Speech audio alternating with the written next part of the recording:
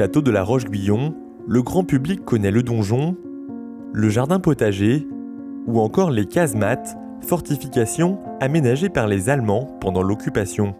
Mais l'édifice cache au public encore plusieurs secrets.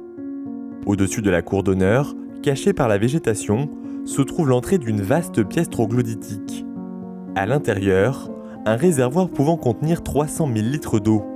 Un espace aménagé au XVIIIe siècle par le duc de la Rochefoucauld, au même moment que le jardin anglais et le jardin potager. Le château, comme tout lieu, a besoin d'eau. Donc, il y a ce réservoir d'eau dans la falaise est créé en détournant, ou en tout cas en utilisant une source d'eau qui est sur le plateau à Chérences, à 4 km de là. Donc, il y a tout un réseau d'adduction d'eau qui amène l'eau.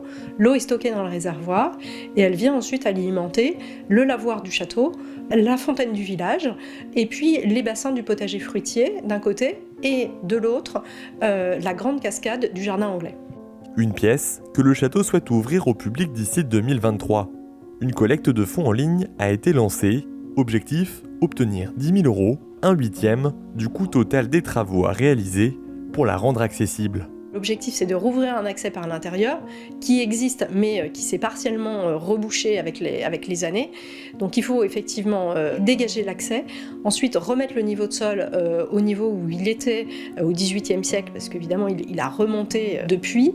Et puis ensuite, il faut recréer les ouvertures et surtout faire un aménagement à l'intérieur pour que le public puisse y entrer, parce qu'évidemment, c'était pas prévu pour qu'on aille le visiter. La cagnotte est ouverte jusqu'au 4 janvier prochain. Pour l'heure, elle affiche un peu plus de 600 €. Le château compte également sur l'État, la région et le département pour financer le chantier.